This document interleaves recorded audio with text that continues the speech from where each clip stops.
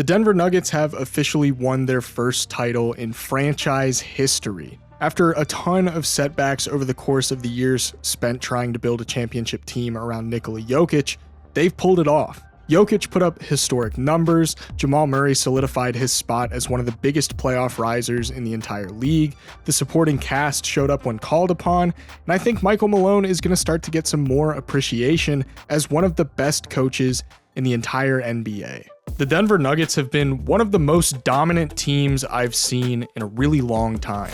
The last time I saw a team that felt like they had the potential to become a dynasty was the Golden State Warriors. Don't get me wrong, there are other teams over the last 10 years or so that have had dominant and really impressive playoff runs, but you really need to be able to replicate your success for an extended period of time in order to become a dynasty.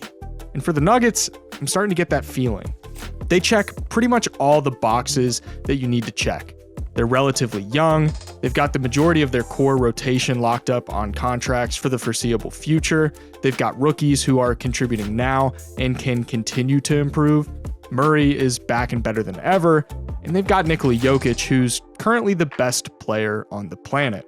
We know that Jokic is incredible, we know that Murray is incredible, but where the signs of a dynasty become really apparent are when you look at their supporting cast. I want to talk specifically about their supporting cast because while they were there in the first place in large part because of Nikola Jokic's incredible playoff run, a run that's cementing him as an all-time great, they wouldn't have gotten to where they were without the incredible team-building masterclass that we've seen from the Nuggets, putting the right pieces around Jokic and Murray in order to get there. So let's dive into some of the film to see how important these contributions were.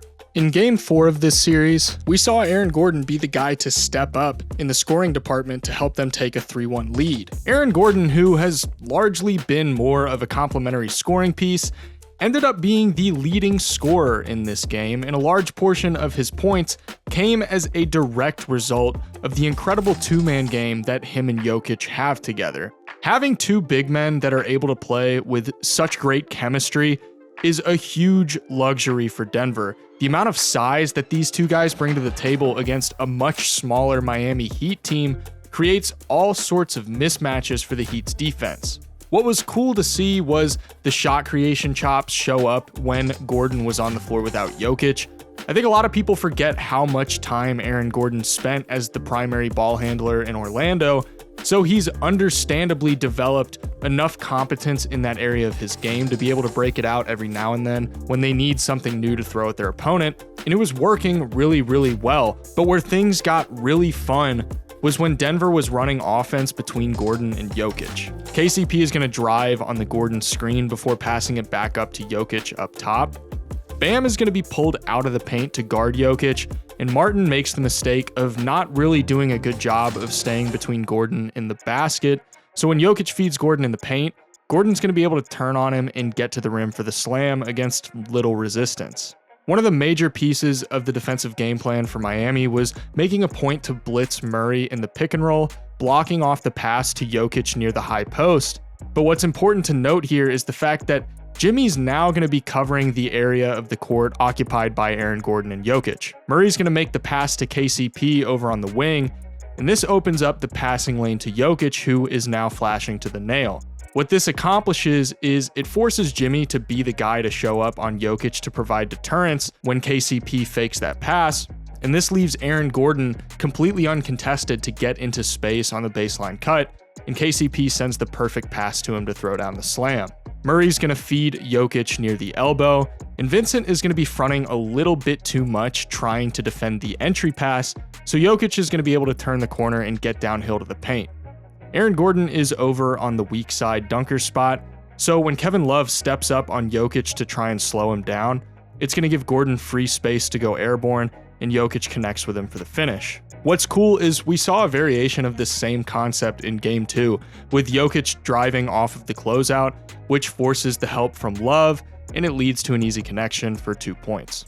We can see again how Denver punished the trap on Murray, with Murray driving up the left side towards the baseline, and Bam Adebayo is going to be over there shading him, providing that double, and it's going to leave Jokic up top. Murray gets the ball to him, and both Jimmy and Bam are going to sprint out from the paint to contest the potential shot. The problem here is that it's going to leave Gordon open in the paint, and the only player there to really provide any deterrence is a smaller Duncan Robinson. So Jokic sends him the entry pass, and Gordon's going to be able to finish with the really nice reverse layup. I want to talk a little bit about how this game from Aaron Gordon kind of encapsulates what makes this Denver team such a difficult team to beat. It's not just Jokic that you have to stop. It's not just Jamal Murray that you have to stop. We know that these guys can hurt you in so many different ways, and the whole just turn Jokic into a scorer thing is pretty ridiculous. Denver's offense is too dynamic for something as simple as make one person score a viable defensive strategy. It's just not going to work. This whole team is too well-rounded, and they have too many different counters and too much chemistry for that to be effective. Let's look at this play as an example. Jokic is being guarded by Zeller. Christian Braun is going to make this cut up the middle, with Gordon creating some confusion when he starts to crowd the weak side dunker spot, and Bruce Brown is over in the corner. Now Denver's going to set up for a few possibilities. Christian Braun can flare to the corner for a pass, Jokic could send it to Bruce Brown for a shot, or Jokic could send it to Gordon in the paint.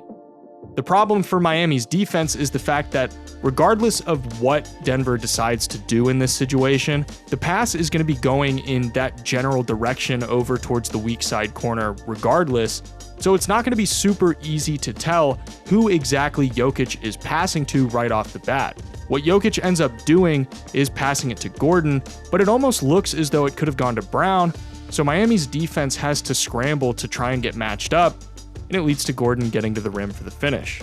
This idea of versatility as far as offensive approach can be seen in a guy like Christian Braun, who was called upon to step up back in Game 3. Gordon gets fed in the post here, and Martin is going to swing over to provide the extra body on him, and this is going to leave KCP open up top. Jimmy Butler makes the rotation onto him, and that leaves Christian Braun wide open on this baseline cut, and Gordon's going to be able to find him for the easy 2 points. Once again, the Heat are zoned up, and Denver is going to line up pretty much flat along the baseline on offense. Christian Braun is going to cut up to the perimeter, and Murray is going to feed Jokic in the post. Zeller comes and slots over, leaving Duncan Robinson in a position where he's basically responsible for defending 2 players. Recognizing that Duncan's back is to him, Braun is going to cut up the middle to get the pass for the finish at the rim. The Heat were continuing to blitz Murray in the pick and roll, and what Braun does allowed the Nuggets to beat that blitz. Bam shuts down the drive from Murray, and Braun had previously faded to the corner. With Jimmy guarding the potential pass to Jokic, Braun cuts into open space along the baseline, and it gives Murray an option and leads to Braun getting the finish and the foul. Christian Braun was pretty much the main reason as to why the Nuggets were able to stretch their lead to such a large margin in the third quarter of that game like they did. The fact that they've been so dominant despite a guy like Michael Porter Jr. struggling on the offensive end makes this team even scarier to me. He's not even close to playing to his full potential, and once he starts to find that consistency, then this team becomes even more dominant than they've already proven that they are. Let's take a second to talk about the 2 main aspects of this team that really makes them what they are: Nikola Jokic and Jamal Murray. This is genuinely one of the deadliest 2-man games I've ever seen. These 2 guys play with such insane chemistry, and throughout the course of the playoffs, they've consistently played beautiful basketball. The Nuggets leverage the gravity that these 2 have with their 2-man game into opportunities for others. Murray is going to drive his defender into the screen from Jokic, and Murray's going to draw attention from Strus. Meanwhile, Miami's spread thin in terms of their backline defense, with the baseline pretty much wide open since Jokic is getting defensive attention in the middle of the paint. This allows MPJ to cut along the baseline for Jokic to find him for the easy finish. The Heat were doing a lot of fronting against Jokic.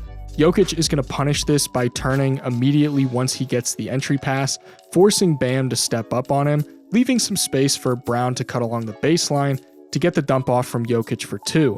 Now, this possession ended in a foul, but it was probably my favorite possession from this game in terms of Denver's offense. It starts with Jokic getting fed at the top of the key, and he's going to get into the DHO with KCP.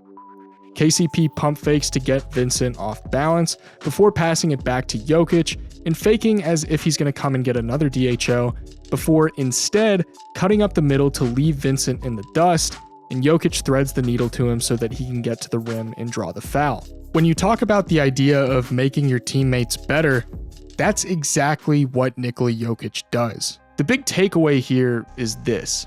They're not a team full of temporary pieces trying to capitalize on some small championship window. They're at the start of their championship window, and if they can continue to build and develop as effectively as they've been able to, then that window is only going to get bigger. Huge thank you to all of my patrons for helping make these videos possible. If you enjoyed the video and you want to see more like this, be sure to subscribe and leave a like. Also, real quick, this was my first full season covering the NBA full time. So I just want to say thank you guys for supporting me and supporting my work over the course of this year. It's been really amazing to watch this channel grow and become what it has. I seriously never thought that this was possible and that this would ever become what it's become. And I'm just really grateful and appreciative of all the support that you guys have shown throughout the course of this journey so far. I'm really looking forward to putting out a ton of off-season content, and I can't wait to see what the future holds. But thank you guys so much for watching, and I'll see you in the next one.